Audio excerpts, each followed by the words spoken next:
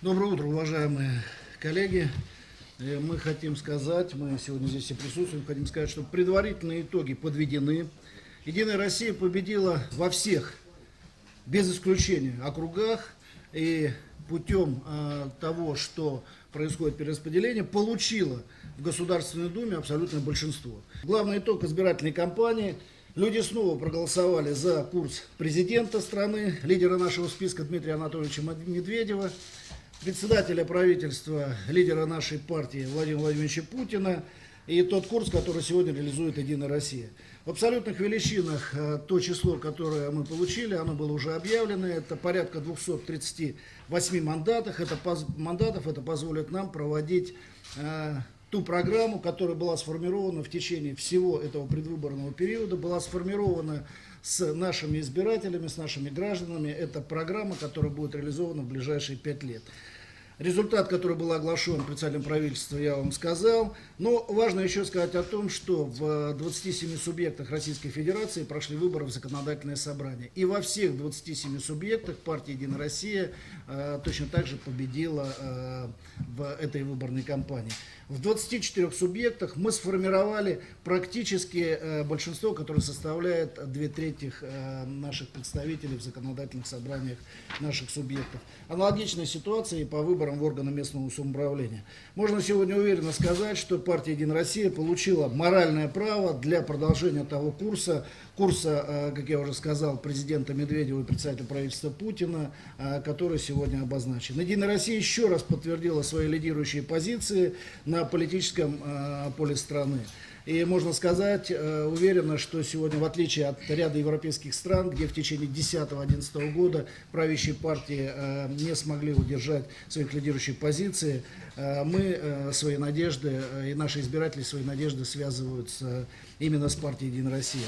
Партия на прошедших выборах, которые прошли, подтвердила формирование той политической системы, которая на сегодняшний день сложилась. С одной стороны, это говорит об открытости и демократичности, с другой стороны, это говорит о том, что политические партии оппозиционные получили больше возможностей сегодня участия в кампании, проявить себя как партии, которые имеют право и получают возможность доступного к средствам массовой информации и другие изменения, которые прошли в законодательном нашем процессе, участвуя в этой кампании.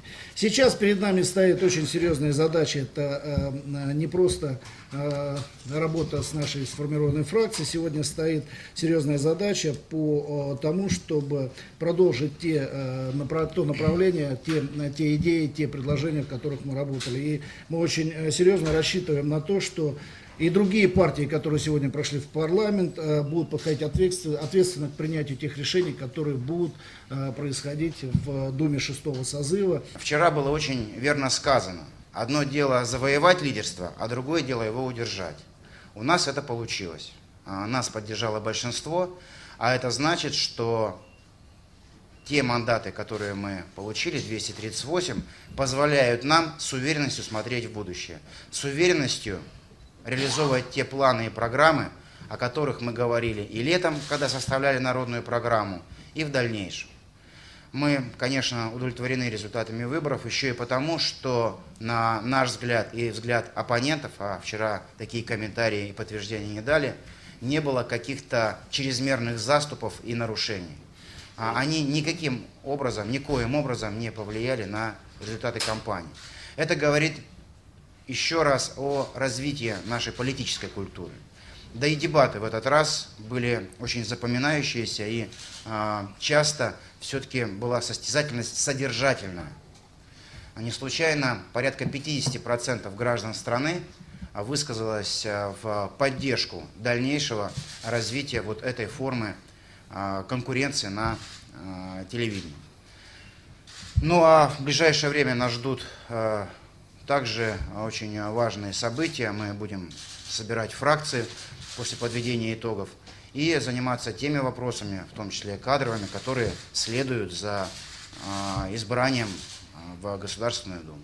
Действительно, очень масштабная была кампания, избирательная была уникальная. Это в первый раз в нашей стране, когда вместе с Государственной Думой избирались целых 27 законодательных собраний регионов. И надо сказать, что это тоже значимый показатель развития политической системы.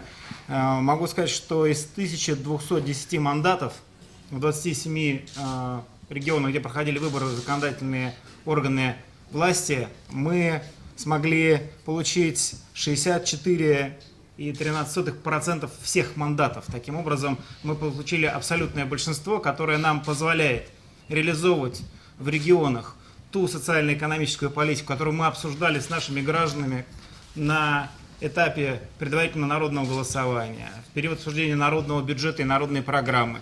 Тесная взаимосвязь большинства «Единой России» в Государственной Думе и нашего большинства в законодательных собраниях регионов позволят проводить качественные инициативы законодательные и обеспечивать их выполнение на местах. Особенно это актуально в связи с вопросом перераспределения бюджетной политики и предоставления больших возможностей для финансирования социально-экономического развития территорий и муниципалитетов.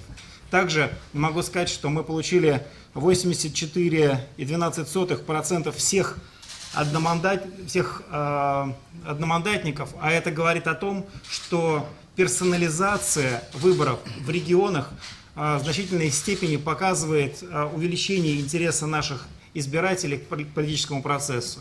Нами были востребованы лидеры общественного мнения в регионах, и мы очень рады, что мы проводим эту кампанию и по ее результатам будем проводить нашу политическую работу вместе с лидерами общественного мнения организаций, вошедших в Общероссийский народный фронт. Это тоже увеличивает качество нашей законодательной деятельности и обратной связи с нашими избирателями. Также могу, коллеги, отметить, что, имея большинство в законодательных собраниях, мы сохраняем право за предложением кандидатур губернаторов президенту Российской Федерации, всех 27 субъектов, и вопросов выдвижения сенаторов в Совет Федерации от законодательных органов власти субъектов. Пользуясь правом ведущего, вот хочу все-таки не спросить, какой вам видится структура новой Госдумы, как будут, на ваш взгляд, распределяться комитеты, и, наверное, вопрос, который интересует многих, будет ли Единая Россия выдвигать нового человека на пост спикера российского парламента? Нас вполне устраивает тот спикер, который сегодня работает. Он является председателем Высшего совета партии, и, соответственно, мы все решения и по спикеру, и по руководителям комитетов, я хочу поддержать Сергея Ивановича, будут проходить абсолютно цивилизованно, в том стиле, который Единая Россия реализует. Мы будем обсуждать, мы будем советоваться, внимательно смотреть, кто из нашей фракции наиболее достоин, наиболее профессионален в том или ином амплуа, на том или ином комитете, для того, чтобы те вопросы, которые обсуждает парламент, были абсолютно профессионально, абсолютно эффективно представлены в нашей стране. Вот такой у нас подход. У нас достаточно серьезное обновление Государственной Думы, поэтому у нас пришло большое количество профессионалов, специалистов, которые очень энергичных людей, которые могут которых горят работать глаза. в том или другом комитете и вполне возможно руководить этими комитетами.